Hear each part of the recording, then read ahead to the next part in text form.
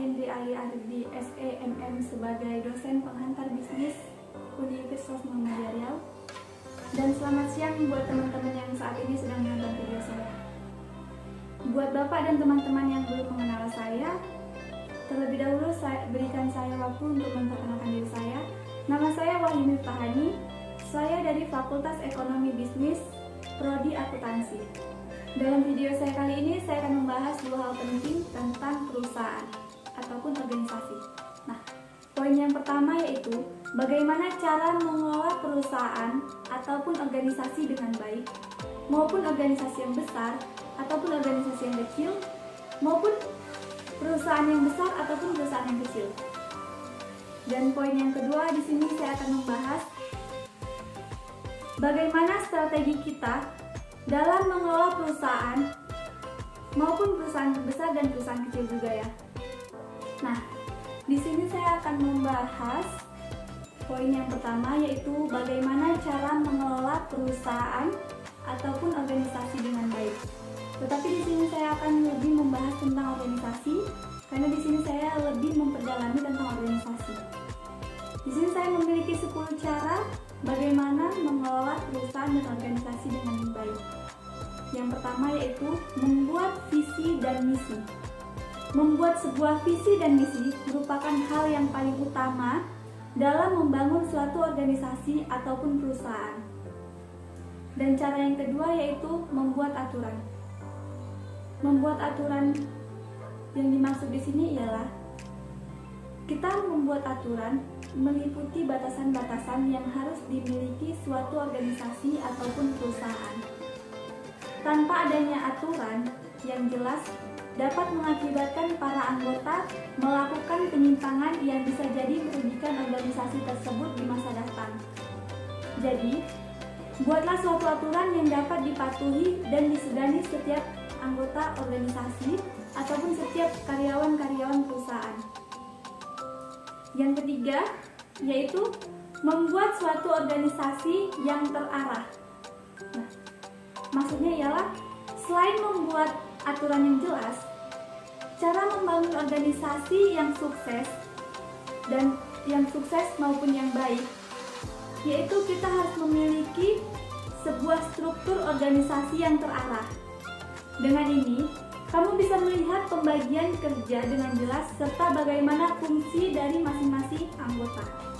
Contohnya, kita di dalam organisasi, kita harus memiliki struktur yang jelas, yaitu ketua. Dalam organisasi pasti kita memiliki ketua, wakil ketua, bendahara, sekretaris, dan seksi-seksi lainnya. Jadi, kalau sebagai bendahara itu memiliki tugas tersendiri. Sekretaris juga memiliki tugas tersendiri. Jadi, setiap organisasi wajib memiliki struktur agar semuanya terarah dan berjalan dengan baik. Dan di sini saya juga akan membahas poin yang keempat, cara yang keempat, yaitu merekrut sumber daya yang baik. Suatu organisasi tidak akan bisa berjalan tanpa adanya sumber daya yang baik. Oleh karena itu, penting sekali untuk memilih sumber daya manusia yang profesional dan kompeten dalam bidangnya untuk mengisi setiap bagian dalam struktur organisasi tersebut. Poin yang kelima yaitu tegaskan masing-masing peran dan tanggung jawab.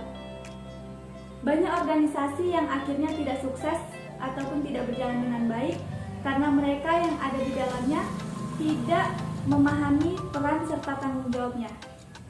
Oleh karena itu kita perlu menekankan terkait hal tersebut sejak dari awal pembentukan organisasi ataupun pembentukan perusahaan. Jadi kita tegaskan bahwa tugasnya bendahara itu apa, tugasnya sekretaris itu apa, kayak gitu. Jadi nggak ada yang melenceng-melenceng lagi. Nah, di sini saya akan membahas cara yang keenam. Cara yang keenam yaitu membuat rencana kerja.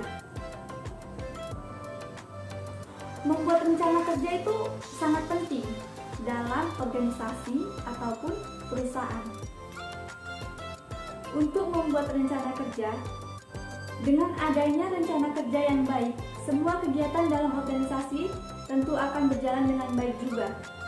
Rencana kerja kita minggu ini, kalau di dalam organisasi, kita ingin membuat perkumpulan. Contohnya ini organisasi dalam masyarakat.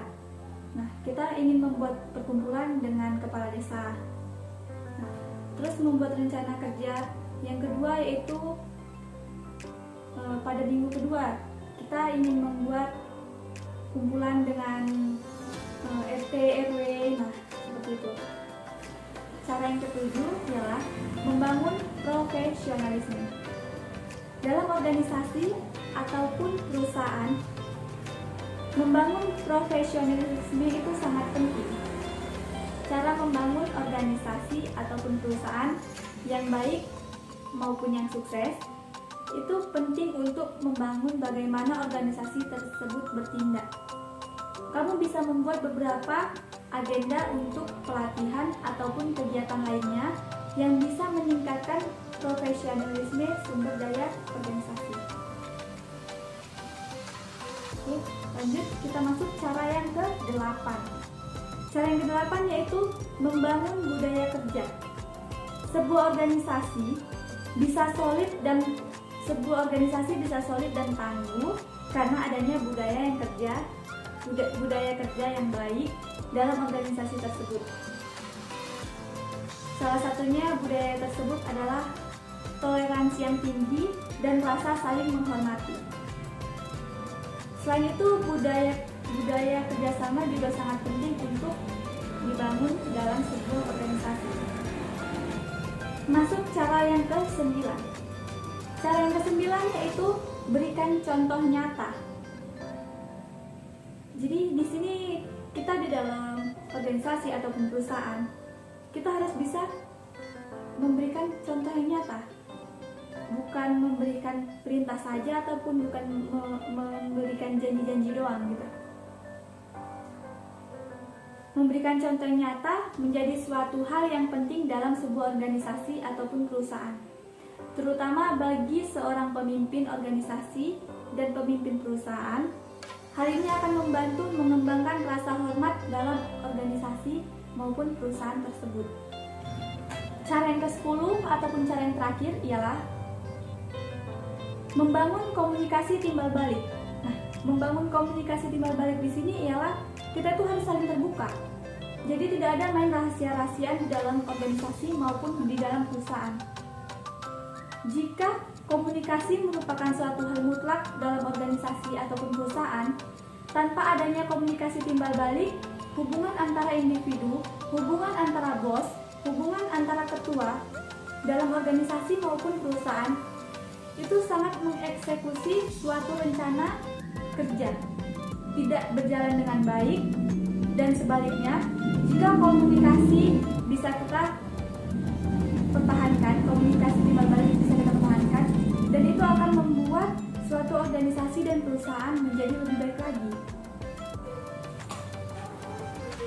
Nah, di sini saya akan membahas poin yang kedua, yaitu strategi cara mengelola bisnis yang kecil ataupun bisnis yang besar, perusahaan yang kecil ataupun perusahaan yang besar. Nah, saya sendiri pembisnis online kecil-kecilan. Kalau bapak-bapak dan teman-teman mau melihat, buka IG saya, Instagram saya, Hara Shop Online 08. Nah, di situ saya menjual produk skincare dan tas. Jadi sedikit banyaknya saya tahu tentang strategi perusahaan ataupun strategi bisnis cara penjualannya. Yang pertama yaitu perhatikan kualitas. Bisnis saat ini sangat banyak, bahkan sangat beragam. Namun bisnis yang benar-benar memperhatikan soal kualitas masih dibilang belum maksimal. Yang kedua yaitu lakukan promosi dan berikan info produk. Melakukan promosi dan selalu menginformasikan produk yang dijual kepada calon konsumen merupakan strategi yang wajib dilakukan oleh pembisnis. Contohnya nih, saya sendiri kan jualan. Nah, jadi di situ saya harus sering-sering mempromosikan barang saya dan memberikan info skincare dan jualan tas. Di situ kita akan memberi info-info tentang skincare, apa manfaat skincare kita, kegunaan skincare kita, gitu. Jadi di situ kita harus benar-benar sering melakukan promosi agar banyak orang yang lebih tahu. Yang ketiga yaitu cantumkan testimoni pelanggan. Nah, di IG saya sendiri di situ juga banyak testimoni pelanggan, mau testimoni dari produk-produk skincare, tas gitu, barang sudah sampai, karena kan saya sendiri jualan online. Nah, jualan online itu ada yang COD dan ada yang tidak COD. Tidak COD itu di situ kita ada testimoni bukti transfer seperti itu. Jadi untuk membuat customer lebih percaya lagi kepada bisnis kita ataupun perusahaan kita. Yang keempat yaitu pengalaman pelanggan. Nah, pengalaman pelanggan yang dimaksud di sini ialah memberikan sampel produk dengan gratis kepada calon pelanggan kita. Nah, saya kan jual skincare. Kita memberikan contoh sampel bahwa bedak ini, skincare ini baik untuk ini, dan coba dulu. Jika cocok bisa beli ke kita lagi.